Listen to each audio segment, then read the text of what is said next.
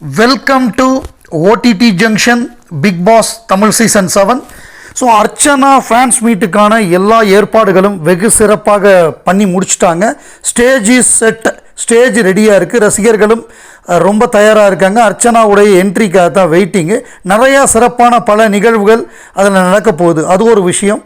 அதுக்கப்புறமாக இப்போ நிக்சன் ஒரு மியூசிக் வீடியோ வெளியிட்டிருக்காரு. அது பெரிய அளவு வரவேற்பு வரல, ரொம்ப கம்மியான வரவேற்பு தான் கிடச்சிருக்கு. அந்த நேரத்தில் இவர் டீம் பிஏ கூப்பிடலையா, டீம் ஏ மட்டும்தான் கூப்பிட்ருக்காரா அப்படின்னு கேட்டாங்க. இல்லை, நான் அவங்களெல்லாம் கூப்பிட்றேன், அவங்கெல்லாம் பல்வேறு காரணங்களால் வர முடியலன்னு சொன்னாங்க.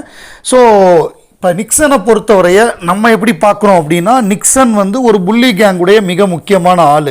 தான் சொன்ன குற்றச்சாட்டு வெளியில் வந்ததுக்கப்புறமும் கரெக்டு தான் அப்படின்னு பிரதீப்பை பற்றி சொன்ன ஆள். அது ஒரு பக்கம் இருந்தாலும், அது வேறு விஷயமாக இருந்தாலும், அர்ச்சனா மீது மிகுந்த வன்மத்தோடு உள்ளே இருந்த ஆள்.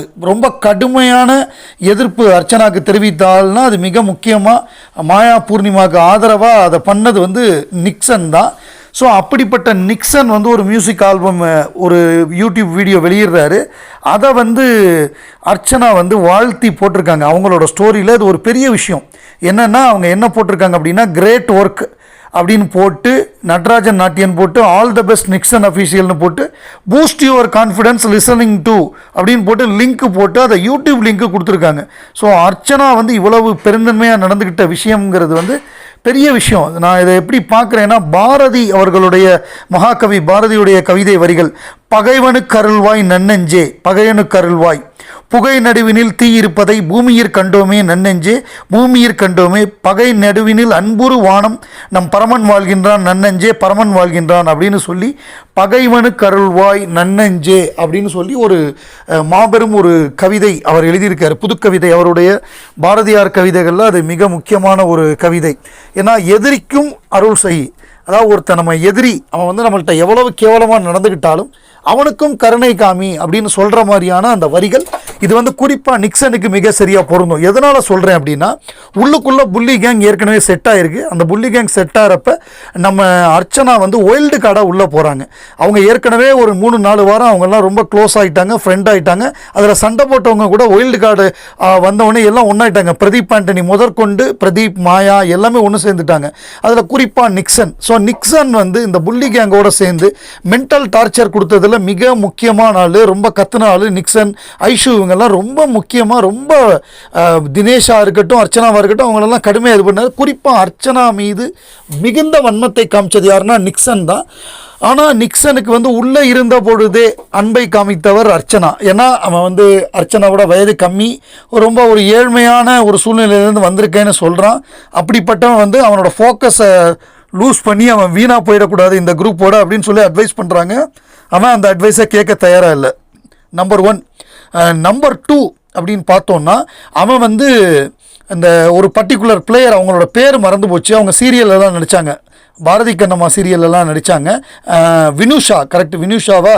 ஆமாம், வினுஷான்னு தான் நினைக்கிறேன். அவங்க அவங்கள பற்றி தவறாக பேசி அது தெரிய வந்தோடனே இவங்க என்ன சொன்னாங்க, நீ கேமரா பார்த்து மன்னிப்பு கேட்டுரு அப்படின்னு சொல்லி, அதாவது அவன் நீ இப்படி கேட்டேன்னு சொல்லி அவனை அட்டாக் பண்ண பார்க்கல. அந்த நேரத்தில் வந்த புதுசில் அவனை மன்னிச்சு அவனை என்ன பண்ணாங்க, நீ மன்னிப்பு கேட்டுருன்னு சொல்லி அவனை காப்பாற்ற தான் ட்ரை பண்ணுறாங்க. ஸோ அப்படி தான் இருந்தது அவங்களோட அட்வைஸு ஆரம்பத்தில்.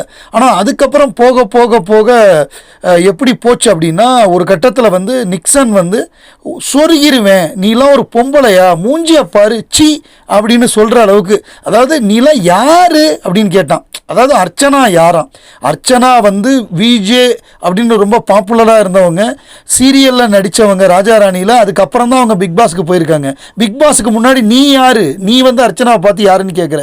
அப்படி கேட்ட ஒத்தனை டைட்டில் வின்னராக ஜெயித்ததுக்கப்புறம், அவங்க எல்லாம் முடிஞ்சு நடந்ததுக்கப்புறம், இவ்வளவு கட்டத்துக்கு அப்புறம் அவங்க மன்னிச்சு போனால் போகுதுன்னு சொல்லி, அவன் பகைவனுக்கு கூட போடா, பொழைச்சி போடா அப்படின்னு சொல்லி அவனோட இதை ஷேர் பண்ணி விட்டுருக்காங்கன்னா, அது அர்ச்சனாவுடைய பெருந்தன்மையை காமிக்குது. இதுதான் ஒருத்தருடைய என்ன சொல்கிறது, ஒரு ப்ராடு மைண்டு.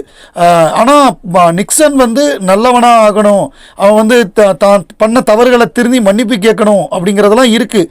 முதல்ல அவன் திருந்தணும்னா இந்த மாயா புள்ளி கேங்லேருந்து வெளியில் வரணும். அதுக்கே அவன் தயாராக இல்லாத போது அவன் எப்படி சரியாக வரப்போகிறான்? அவன் பேசுகிறதெல்லாம் திமிருத்தனமாக இருக்குது. யார் என்ன பண்ண நினச்சா என்ன, நாங்கள் அப்படி தான் இருப்போம், நாங்கள் அப்படி தான் பேசுவோம் அப்படிங்கிற மாதிரி பேசுகிறது, ரொம்ப திமிருத்தனமாக மாயா வந்து அங்கே நின்று பேசுகிறது, இதெல்லாம் ரொம்ப கேவலமாக இருக்குது. பூர்ணிமா பரவாயில்ல, தேவையில்லாமல் வார்த்தைகள் எதுவும் பேசலை. இதுக்கு வந்து சப்போர்ட் பண்ணுங்கன்னு சொல்லி அவங்க முடிச்சுட்டாங்க. மாயா மாதிரி திமிருத்தனமெல்லாம் பேசலை. 400 தடவை பார்த்துட்டேன், 401 தடவை பேர் என்ன அப்படின்னு கேட்டால் ஏதோ அந்த ரிப்போர்ட்டர்ஸ்டெல்லாம் கேள்வி கேட்டு அப்படி ரொம்ப அகராதித்தனமாக இருந்தது. அது பார்த்தோன்னே கடுப்பேற்றுற மாதிரி இருந்தது. ஸோ அதுதான் நிக்சன் மாதிரியான ஒரு எதிரி. நிச்சயமாக அவன் எதிரி தான் அர்ச்சனாவை பொறுத்தவரைய. ஏன்னா அந்தளவு அர்ச்சனாவை காலி பண்ணுறதுக்கு என்னென்ன உண்டோ அவன் எல்லாம் ட்ரை பண்ணான். அதாவது அர்ச்சனாக்கும் விசித்ராக்கும் சண்டை மூட்டி விட்டதே அவன் தான். அந்த மாதிரியான ஆள், ஒரு மட்டமான அந்த ஸோ அந்த பயலை வந்து மன்னிச்சு இவங்க வந்து போய் தொல்லடான்னு சொல்லி அவனோட ஷேர் பண்ணியிருக்கிறது பெருந்தன்மை. இது வந்து அர்ச்சனாவோட பெருந்தன்மை தான் காமிக்குது. இதுக்கப்புறம் அவனுக்கு நிறையா வியூஸ் வரும். ஏன்னா அர்ச்சனாவே ஷேர் பண்ணியிருக்கிறப்ப அது பெரிய கூட்டத்துக்கு போய் சேரும். நிச்சயமாக அது வந்து அவனுக்கு நிறையா இன்னுமே வியூஸ் வரும். இதுவரையே வரலன்னா இதுக்கப்புறம் ஆஃப்டர் அர்ச்சனாஸ் அந்த ஷேருக்கு அப்புறம் மிகப்பெரிய அளவு அவனுக்கு அந்த இது கிடைக்கும், ரீச் கிடைக்கும்.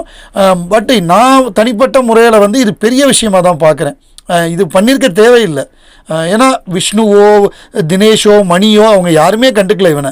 ஸோ அப்படி இருக்கிறப்ப அதாவது அவங்களோடலாம் அவனுக்கு பெரிய பிரச்சனை கிடையாது. ஆனால் அவன் புள்ளி கேங்கில் இருந்தது தான் பிரச்சனை. பட் ஆனால் அர்ச்சனாவுக்கு அவனுக்கும் நேரடியாகவே பயங்கரமாக அவன் அர்ச்சனாவை வந்து பயங்கரமாக தாக்கியிருக்கான். அவனுக்கு எதிராக அர்ச்சனா வந்து அந்த உரிமை குரலை தூக்குனாங்க. அர்ச்சனா உரிமை குரல் தூக்கி நின்னதே அவனுக்கு எதிராக தான்.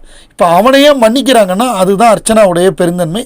அதனால தான் அர்ச்சனாக்கு இவ்வளவு ரசிகர்கள் இருக்காங்க. ஆனால் அவருடைய ரசிகர்கள் அதுக்கு தயாராக இல்லை அப்படிங்கிறத நான் இந்த இடத்துல சொல்லிக்கிறேன். ஏன்னா நான் அர்ச்சனா ஆர்மியில் பார்த்தேன், ஃபேஸ்புக்கு ஒரு பெரிய குரூப், அதில் 80,000 பேருக்கு மேலே இருக்காங்க.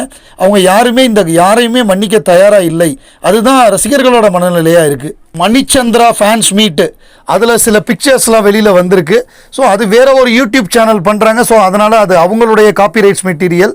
அதே மாதிரி இவங்களோட பிக்சர்ஸும் வந்திருக்கு. நம்ம அர்ச்சனாவுடைய உள்ளுக்குள்ள ஆள்கள் உட்காந்துருக்கிறது, அந்த மாதிரி பிக்சர்ஸ், ஃபேன்ஸ் இருக்கிறது, அதெல்லாம் நிறைய பிக்சர்ஸ் வந்திருக்கு. பட் இருந்தாலும் அதை நம்ம யூஸ் பண்ண தேவையில்லை. ஏன்னா அது பிஹைண்ட் வுட்ஸ் அவங்க நடத்துறது, அது அவங்களோட காப்பிரைட்ஸ். இது அது வந்ததுக்கப்புறம் நம்மளுடைய கருத்துக்களை பதிவு பண்ணலாம்.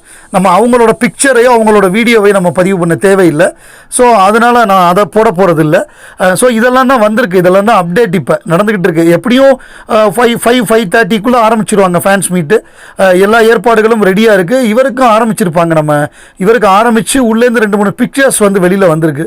ஸோ அதுதான் அந்த 2 இதை பொறுத்தவரைய லேட்டஸ்ட்டாக வந்திருக்கக்கூடிய ஒரு என்ன சொல்கிறது அப்டேட்டாக இருக்குது. இதில் வந்து அர்ச்சனாக்கு ரசிகர்கள் பெரிய அளவில் ஏற்பாடுகள் பண்ணியிருக்காங்க. சில சர்ப்ரைஸ் காத்திருக்கு. என்கிட்டே சொன்னாங்க ஒரு நல்ல சர்ப்ரைஸாக இருக்கும், சில விஷயங்கள்லாம் சூப்பராக பண்ணியிருக்காங்க, ஃபேன்ஸே ட்ரை பண்ணியிருக்காங்க க்ரியேட்டிவாக, அதெல்லாம் பாருங்கள், வர்றப்போ பாருங்கன்னு சொல்லியிருக்காங்க. நான் கேட்டிருக்கேன் சில விஷயங்கள் வந்து என்ன சொல்கிறது நம்ம அப்டேட்டு, சில விஷயங்கள் அப்டேட்டாக கொடுங்க அப்படின்னு கேட்டிருக்கேன். அவங்க சொல்கிறேன் அப்படின்னு இருக்காங்க. பார்ப்போம். உள்ளுக்குள்ளே நம்ம நண்பர்கள் போயிருக்காங்க சில பேர். நான் ஊரில் இல்லை, நான் அவுட் ஆஃப் ஸ்டேஷனில் இருக்கிறதுனால நான் கலந்துக்கல.